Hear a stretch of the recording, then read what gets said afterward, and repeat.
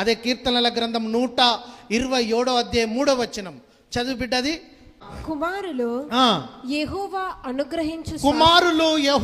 అనుగ్రహించు స్వాస్థ్యము గర్భఫలము ఆయన ఇచ్చు బహుమానమే. దేవునికి మహిమ కలుగును గాక. హల్లెలూయా. మన పిల్లలు, దేవుడిచ్చిన పిల్లలు ఎట్లుంటారట, మనకు ఒక ఆస్తికర్తగా ఉంటారట, మనకు ఒక స్వాస్థ్యంగా ఉంటారట. ఇప్పుడున్న బ్యాచ్ అంతా మనం సంపాదించిన స్వాస్థ్యం అంతా ఈ షిప్ప కటింగ్లు కొట్టుకోనో పల్సర్ బైకులు పట్టుకోనో ఉన్నదంతా సర్వనాశనం చేసే బ్యాచ్లు తేలినాయండి. అర్థమవుతుందా? అర్థమవుతుందా?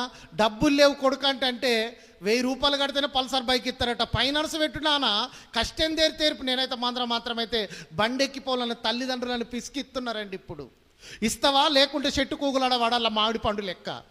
హల్లెలూయా. ఇస్తావా లేకపోతే ఇంట్లోకించి వెళ్ళిపోవాలా. ఎంత భయం చెప్తున్నారండి.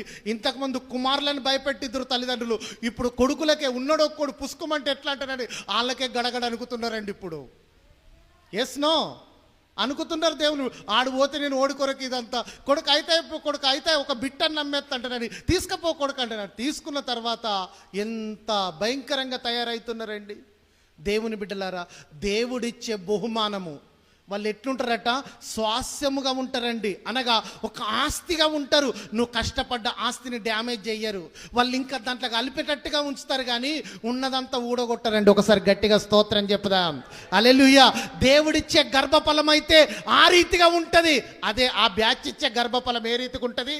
అయ్యా ఉన్నదంతా ఊడగొట్టేస్తారు. దేవుని బిడ్డలారా, ఎన్ని ఫోటోలండి. నిన్న మొన్నటి దాకైతే కొరుట్ల ప్రాంతంలో అక్కడ డివైడర్ కంటెత్తుండ్రు, అట్లా ముసలోళ్ళని అంటెత్తురు ఇంతకుముందు. ఇప్పుడైతే యవ్వనస్తులు ఎంగు పోరగలని అంటెత్తున్నారండి. బెదిరియడము, ఇయ్యకపోతే సూసైడ్ చేసుకునడము, బెదిరియడము, ఇయ్యకపోతే ఊగులాడబడము, ఇయ్యకపోతే ఏదన్నా చేసుకునడం, అంతే. దేవుడిచ్చే పిల్లలు ఎట్లుంటారంటే అయ్యా తల్లిదండ్రుల శ్రమని గుర్తెరుగుతారు. తండ్రి పడ్డే కష్టము, తల్లి పడే కష్టము. దేవుడిచ్చిన పిల్లలకు ఉండాల్సిన లక్షణాలు ఉంటాయి. దేవుడిచ్చిన గర్భఫలం అయితే ఆ పోలికలు ఉంటాయి. నా తల్లి ఎంత కష్టపడుతున్నది.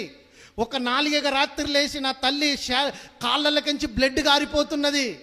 నా తండ్రి ఎంత కష్టపడుతున్నాడు. అయ్యో నేను అంత కష్టపడకున్నా కానీ నా తల్లిదండ్రుల పేరు నిలబెట్టాలి, నా తల్లిదండ్రుల కష్టార్జితంని నేను గుర్తించాలి.